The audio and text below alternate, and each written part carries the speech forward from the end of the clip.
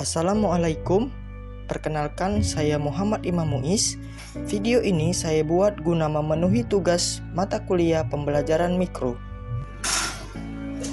Assalamualaikum warahmatullahi wabarakatuh.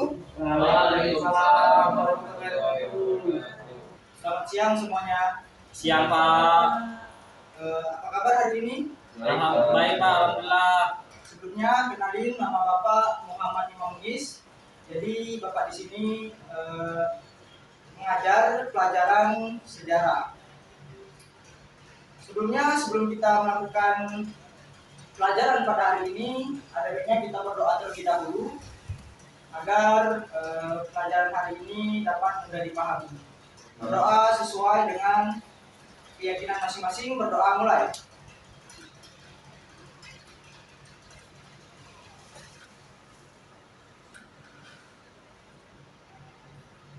Berdoa selesai. Siapa ketua kelas di sini? Masih Pak. Apakah hari ini ada yang tidak masuk? Sepertinya ada 2 orang Pak. Siapa? Rasik dan Bagus Pak. Semuanya masuk ya? Iya Pak. Oke. Jadi materi kita hari ini yaitu mengenai manusia dalam konsep ruang dan waktu. Jadi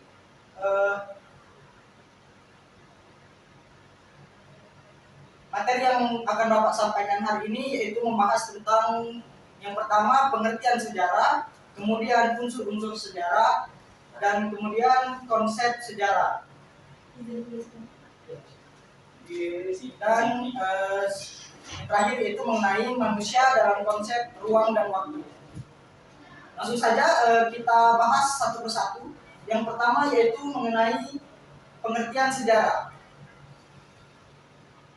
Pengertian sejarah menurut bahasa, sejarah itu berasal dari bahasa Arab, yaitu sajaratun, yang artinya pohon. Kenapa bisa pohon? Karena pohon itu selalu berkembang sama halnya dengan sejarah.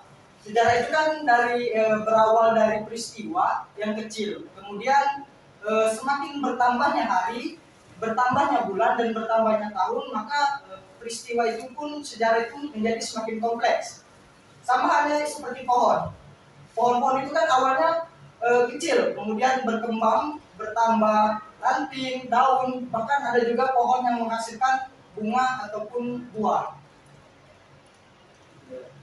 Kemudian ada juga bahasa lain seperti bahasa Yunani yaitu historia yang artinya ilmu, dari Inggris history yang artinya masa lalu, dari Belanda Geschiedenis yang artinya sudah terjadi, dan terakhir dari Jerman yaitu Geschichte yang artinya suatu yang telah terjadi. Jadi sesuatu dari setiap negara itu tuh punya istilah sejarah masing-masing. Baik.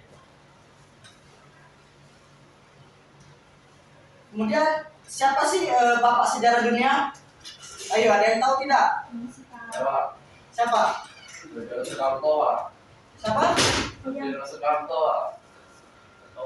Ada yang tahu lagi selain itu? Bapak sejarah dunia? Ya Pak. Ini Agus Komte Pak. Salah. Oh ini Pak, dari Yunani ya Pak. Ya, betul. Oh iya saya. Herodotus Pak. Oh Benar sekali. Pasir. Itu Herodotus. Dia asalnya dari Yunani Pak. Yunani. Ada yang tahu nggak apa dia bisa disebut bapak sejarah dunia? Dia yang menemukan konsep sejarah Pak. Dia yang memulai sejarah. Ya, karena ya ini sejarawan pertama yang diketahui itu mengumpulkan bahan-bahannya itu secara sistematis, menguji akurasinya itu sampai batas tertentu, dan menyusunnya dalam bentuk narasi yang terstruktur secara jelas. Kalau di sebelahnya itu Bapak Sartono Kartodirjo, siapa lah dia? Bapak sejarawan Indonesia. Apa gelar dia di Indonesia ini? Sebagai nggak tahu jawab saya gimana Bapak sejarah Pak. Betul, itu Bapak Sejarah Indonesia. Tadi sudah benar Pak. Gunawan tadi Pak. Gelar itu disandang itu karena Pak Sartono ini merupakan pelopor penulisan sejarah lewat pendekatan multidimensi dan ilmu-ilmu sosial serta kiprahnya di bidang ilmu sejarah.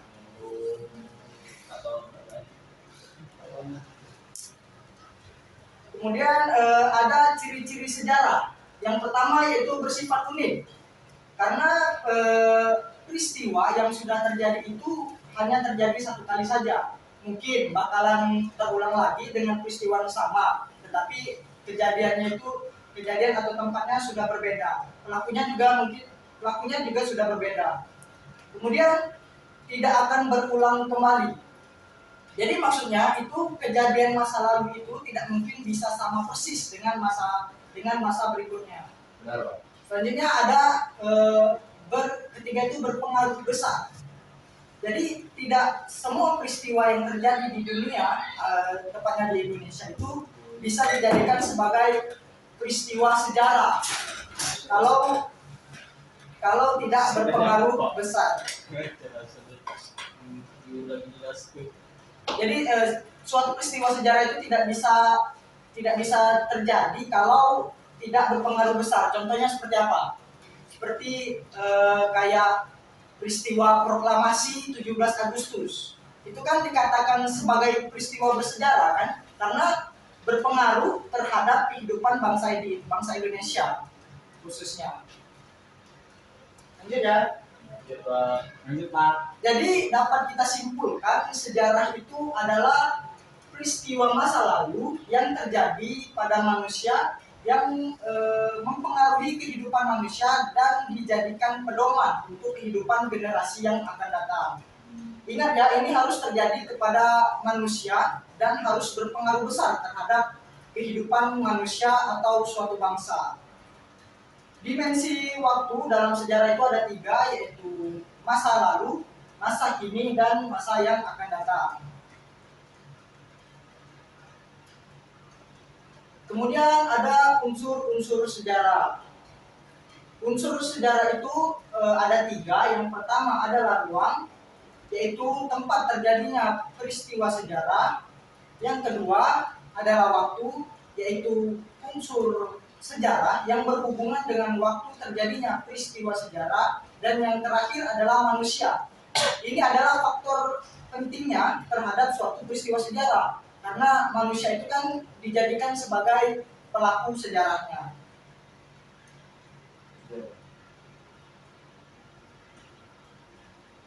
Selanjutnya mengenai kemudian ada konsep sejarah. Jadi konsep sejarah itu ada 4. Yang pertama adalah sejarah sebagai peristiwa, yaitu peristiwa yang benar-benar terjadi dan tidak terulang kembali, dan ini bersifat objektif. Kemudian yang kedua adalah sejarah sebagai kisah dari peristiwa yang telah terjadi, diciptakan kembali dalam bentuk cerita, dan ini berlawanan ya dengan sejarah sebagai peristiwa. Kenapa? Karena kalau sejarah sebagai kisah ini bersifat subjektif, tergantung siapa yang menceritakan. Jadi semisal nih, ada suatu peristiwa, misalnya tabrakan atau kecelakaan. Nah, antara mobil dan motor. Si A bilangnya mobil yang salah, lalu si B bilangnya motor yang salah. Itu kan subjektif ya, tergantung cara pandang seseorang yang melihatnya. Yang ketiga adalah sejarah sebagai ilmu, yaitu sejarah ini harus memenuhi kriteria dan disusun secara ilmiah. Sejarah tidak bisa dikatakan sebagai ilmu kalau ya tidak memenuhi unsur-unsur ilmiah. Dan terakhir, keempat, yaitu sejarah sebagai seni. Sejarah itu dihidupkan kembali berdasarkan intuisi imajinasi, menggunakan gaya bahasa dan intuisi seperti novel, kemudian juga film dan lainnya. Selanjutnya mengenai konsep kausalitas dalam sejarah.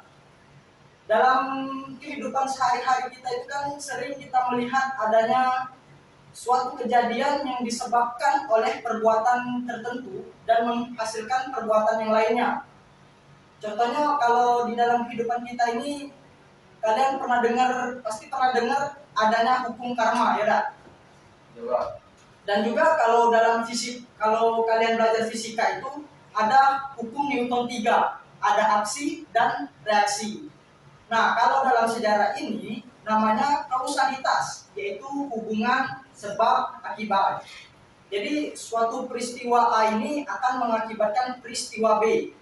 Kausalitas ini saling mempengaruhi antara peristiwa sebelumnya dan peristiwa yang akan terjadi. Contohnya kayak yang ada di gambar itu, nah. Orang itu sedang mendorong balok di depannya yang kemudian akan terjadi seperti hukum karma tadi, apa yang dia perbuat dia akan mengalaminya sendiri seperti itu.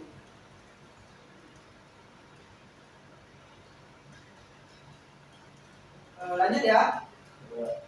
Contoh lain adalah contoh sejarahnya seperti ini, hukum konsep kausalitas ini, ada nggak contoh lainnya?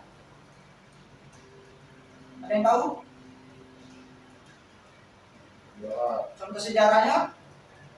Contoh sejarahnya Pak. Boleh saya? Coba kenapa sih bisa terjadinya peristiwa Rengas Dengklok? Karena kaum muda ingin merdeka, Pak. Benar. Ada lagi? Kenapa bisa terjadi peristiwa Rengas Dengklok itu? Karena para kaum muda ingin cepat-cepat merdeka, Pak. Sedangkan para saudara tuanya menunggu apa-apa dari Jepang, Pak. Benar, bagus sekali jawaban dari Yanto. Jadi kenapa peristiwa Rengas Dengklok itu bisa terjadi?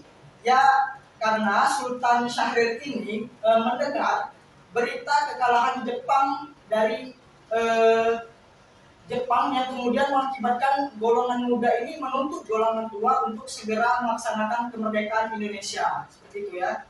Jadi terjadi konsep kausalitas, yaitu terjadinya sebab akibat. Jadi sebab Jepang ini mengalami kekalahan, jadi akibatnya para kaum muda ini menuntut para golongan tua untuk segera melaksanakan kemerdekaan. Paham? Paham. Oke, lanjut ya, mengenai konsep ruang dan waktu. Yang pertama yaitu adalah perkembangan. Perkembangan itu terjadi apabila dalam kehidupan masyarakat terjadi gerak secara turun-menurun dari bentuk satu ke bentuk yang lainnya. Nah, biasanya perkembangan ini berubah dari bentuk yang sederhana ke bentuk yang lebih kompleks. Lanjut, yang kedua yaitu kesinambungan. Kesinambungan terjadi bila suatu masyarakat baru hanya mengadopsi lembaga-lembaga lama. Misalnya nih, pada masa kolonial, kebijakan pemerintah kolonial Belanda itu mengadopsi kebiasaan lama seperti menarik upeti raja tahlukan, kemudian Belanda meniru raja-raja pribumi. Yang ketiga adalah pengulangan, yang pastinya kalian paham lah ya, kalau pengulangan ini merupakan peristiwa yang sudah terjadi kemudian terjadi lagi di masa berikutnya walaupun tidak sama persis. Contohnya tuh kayak perang yang terjadi di agresi militer. Belanda kan yang awalnya ingin merebut Indonesia, yang kemudian terjadi lagi peperangan dengan Belanda pada ketika Indonesia sudah merdeka, kan, yaitu agresi militer. Selanjutnya itu keempat adalah perubahan. Nah, perubahan terjadi apabila dalam suatu masyarakat terjadi perkembangan secara besar-besaran dalam waktu yang relatif singkat. Contohnya kayak revolusi industri.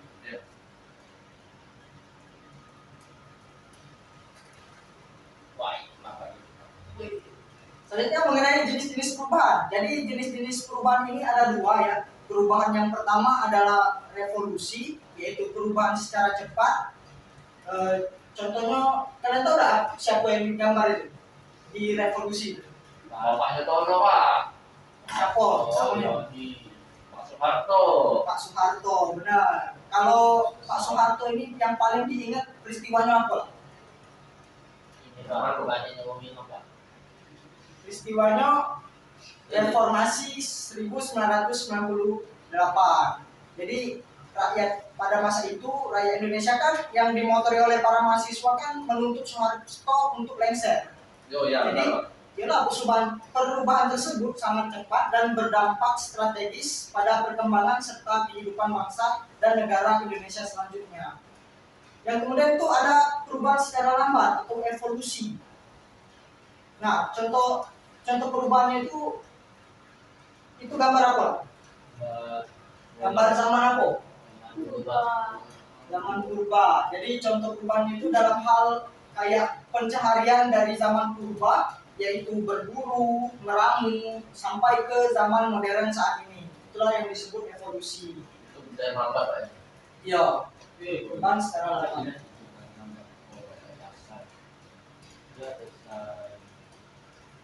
Oke. Jadi itu tadi paparan Bapak ya mengenai manusia antara ruang dan waktu.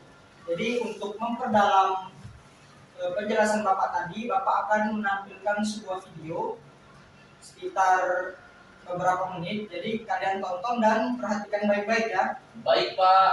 Baik, Pak. Oke. Assalamualaikum warahmatullahi wabarakatuh. Halo semuanya. Pada video pembelajaran kali ini saya akan sedikit menjelaskan mengenai konsep dasar sejarah. Yang di dalamnya kita akan belajar mengenai pengertian sejarah, konsep manusia, ruang dan waktu, serta konsep diakronik dan sinkronik. Baiklah, mari kita mulai dengan pengertian sejarah itu sendiri. Saya akan menjelaskan pengertian sejarah menurut etimologis atau asal-usul kata sejarah itu sendiri, dan sejarah menurut para ahli. Secara etimologis, sejarah berasal dari bahasa Arab yakni syajaratun, yang berarti pohon. Bentuk pohon ini kemudian dihubungkan dengan skema silsilah keluarga atau keturunan raja dari dinasti tertentu. Perhatikan jika kita balik skema silsilah ini, maka bentuknya akan menyerupai sebuah pohon. Oleh karena itu, kata syajaratun erat kaitannya dengan konsep silsilah atau keturunan. Kemudian, syajaratun ini diserap oleh bahasa Melayu menjadi syajarah. Dan dalam bahasa Indonesia kita menyebutnya sejarah. Dalam bahasa Inggris, sejarah disebut history. Nah, history sendiri berasal dari bahasa Yunani yaitu historia. Historia sendiri memiliki arti informasi atau pencarian. Nah, pengertian sejarah jika kita hanya melihatnya secara etimologis, barangkali kita belum mengerti maksud kata sejarah itu sendiri. Oleh karenanya, kita akan lihat pengertian sejarah menurut para ahli. Banyak sekali ahli yang menjelaskan mengenai pengertian sejarah. Saya akan mengambil contoh dua ahli yang menjelaskan mengenai pengertian sejarah. Oke, yang pertama dari Sartono Kartodirjo. Menurutnya, sejarah adalah gambaran mengenai masa lalu manusia dan sekitarnya sebagai makhluk sosial yang disusun secara ilmiah dan lengkap. Masih belum jelas? Oke, selanjutnya pengertian menurut Ibnu Khaldun. Menurutnya sejarah adalah catatan tentang manusia dan peradabannya dengan seluruh proses perubahan secara nyata dengan segala sebab dan akibatnya. Masih belum jelas? Kalau begitu kita cari pengertian di Kamus Besar Bahasa Indonesia. Dalam KBBI, kata sejarah berarti kejadian atau peristiwa yang benar-benar terjadi pada masa lampau. Sudah cukup menjawab? Jadi apa itu sejarah? Kesimpulannya sejarah adalah ilmu pengetahuan yang mempelajari berbagai peristiwa atau kejadian penting yang terjadi dalam kehidupan di masa lalu. Sudah cukup jelas? Oke, selanjutnya mengenai konsep manusia, ruang, dan waktu dalam sejarah. Dari pengertian tadi, jika diperhatikan, terdapat 3 unsur penting dalam sejarah. Yang diantaranya adalah manusia. Manusia adalah pelaku dari semua kejadian peristiwa sejarah. Kemudian ruang. Maksudnya adalah semua peristiwa dari masa lalu selalu berlangsung dalam batasan ruang atau tempat tertentu. Unsur ruang yang menjadi tempat terjadinya peristiwa akan memberikan gambaran jelas bagi kita bahwa peristiwa itu memang nyata. Dan yang ketiga adalah waktu. Waktu akan menjadi batasan dari setiap peristiwa yang telah terjadi. Perjalanan hidup manusia tidak akan mungkin lepas dari waktu. Hal ini akan berkaitan dengan konsep diakronik dalam sejarah. Intinya, dalam sejarah ketiga unsur ini yakni manusia, ruang, dan waktu tidak akan pernah bisa dilepaskan. Karena setiap peristiwa sejarah yang dialami manusia pada masa lampau berlangsung dalam ruang dan waktu tertentu. Kita beranjak ke cara berpikir dalam sejarah. Yang diantaranya adalah konsep berpikir diakronik dan sinkronik. Yang pertama, diakronik. Secara etimologis berasal dari bahasa Yunani. Dia yang berarti melintas atau melalui, dan kronos yang berarti waktu. Secara definisi diakronik berarti cara berpikir yang memanjang dalam waktu tetapi terbatas dalam ruang. Nah, konsep diakronik seringkali disamakan artinya dengan kronologi. Secara etimologis, berasal juga dari bahasa Yunani yaitu kronos yang berarti waktu dan logos yang berarti ilmu. Jadi apa itu kronologi? Kronologi adalah ilmu bantu sejarah yang menyusun atau mengurutkan peristiwa atau kejadian-kejadian sesuai dengan urutan waktu terjadinya. Kronologi dapat membantu kita agar dengan mudah membandingkan peristiwa-peristiwa sejarah yang terjadi di suatu tempat yang berbeda, tetapi dalam kurun waktu yang sama. Masih berhubungan dengan waktu, sejarah juga mengenal istilah periodisasi. Periodisasi adalah sebuah konsep yang bertugas membuat klasifikasi dari peristiwa-peristiwa sejarah dalam tahap-tahap dan pembabakan waktu tertentu. Untuk bisa memahami konsep diakronik atau kronologi ini, mari kita lihat ciri-ciri dari konsep tersebut. Ciri yang pertama adalah memanjang dalam waktu, menyempit dalam ruang. Yang kedua, mengkaji sejarah dengan berlalunya waktu. Yang ketiga, menekankan pengkajian peristiwa sejarahnya sesuai urutan waktu. Yang keempat, bersifat vertikal. Yang kelima, terdapat konsep perbandingan. Dan yang keenam, cakupan kajiannya kurang luas. Memang sedikit membingungkan jika mempelajari konsep ini hanya melalui video ini. Saya harap kalian masih penasaran dan mencari informasi lebih jauh dari referensi lain. Tapi untuk memperjelas, berikut adalah contoh berpikir diakronik. Perang Diponegoro berlangsung antara tahun 1825 sampai 1830. Satu contoh lagi, penjajahan Jepang di Indonesia berlangsung antara tahun 1942 sampai 1945. Jika diperhatikan, terdapat batasan-batasan yang jelas sesuai dengan ciri konsep diakronik. Oke, kemudian konsep berpikir sinkronik. Seperti biasa, secara etimologis, berasal dari bahasa Yunani, yaitu shin, yang berarti dengan, dan kronos yang berarti waktu. Secara umum, jika pengertian diakronik tadi adalah cara berpikir yang memanjang dalam waktu tetapi terbatas dalam ruang, maka sinkronik adalah cara berpikir yang meluas dalam ruang tetapi terbatas dalam waktu. Adapun ciri-ciri sinkronik diantaranya adalah menitik beratkan kajian peristiwa dan pola-pola, gejala, dan karakter. Yang kedua, bersifat horizontal. Yang ketiga, tidak ada konsep perbandingan. Yang keempat, cakupan kajian lebih sempit. Yang kelima, kajiannya sangat sistematis. Dan yang keenam, sifat kajian lebih serius dan mendalam. Baiklah, untuk gambaran ini adalah contoh konsep berpikir sinkronik. Sejarah perekonomian pada zaman pendudukan Jepang. Nah, dari kalimat ini, maka pembahasannya akan meliputi gejala atau fenomena perkembangan perekonomian bangsa Indonesia pada masa pendudukan Jepang. Bagaimana? Sudah paham mengenai konsep-konsep dasar sejarah?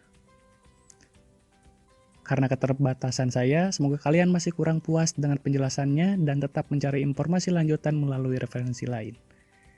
Demikian penjelasan singkat mengenai konsep dasar sejarah.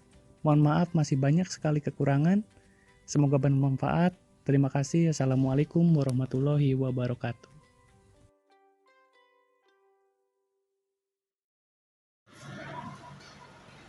Nah, dari video yang telah kalian tonton tadi, apakah ada yang bisa menyimpulkan dari video tersebut? Mungkin saya bisa menyimpulkan sedikit Pak ya. Silakan. Baiklah, dari video yang telah ditampilkan tadi saya bisa menyimpulkan sedikit bahwasanya di video tadi terdapat mengenai materi tentang pengertian sejarah, konsep manusia, ruang dan waktu, diakronik, kronologi, dan sinkronik Pak. Mungkin itu saja Pak yang dapat saya simpulkan Pak. Terima kasih Pak. Oke, bagus sekali. Tepuk tangan untuk kali ini. Jadi kesimpulan yang bisa kita ambil pada hari ini mengenai keterkaitan ruang dan waktu di dalam sejarah itu adalah hal yang tidak dapat dipisahkan antara manusia, tempat, dan waktu peristiwa itu sendiri. Manusia dalam kehidupannya itu adalah pelaku sejarah yang akan selalu berkaitan dengan ruang dan waktu. Nah, beberapa keterkaitan manusia dalam konsep ruang dan waktu itu, yang pertama, aktivitas manusia yang lampau maupun yang sedang terjadi selalu memiliki tempat dan waktu yang kejadian. Yang kedua, perjalanan hidup manusia sama dengan perjalanan waktu itu sendiri yang diiringi di tempat di mana manusia beraktivitas. Nah, jadi dengan demikian, keterkaitan ruang dan waktu di dalam sejarah adalah hal yang tidak dapat dipisahkan antara manusia, tempat, dan waktu peristiwa itu sendiri. Mungkin itu saja pelajaran kita untuk hari ini. Untuk pertemuan berikutnya, Bapak ada tugas. Siapa ketua penasari di sini? Asep. Tolong nanti hubungi Bapak dan soalnya akan Bapak kirimkan melalui kamu ya. Baik Pak, nanti akan saya teruskan kepada istirahat tuh. Oke. Terakhir sudah pelajaran kita hari ini. Ada baiknya kita melafazkan hamdalah. Alhamdulillahirabbil alamin. Bapak akhiri. Wassalamualaikum warahmatullahi wabarakatuh. Waalaikumsalam warahmatullahi wabarakatuh. Selamat siang Pak.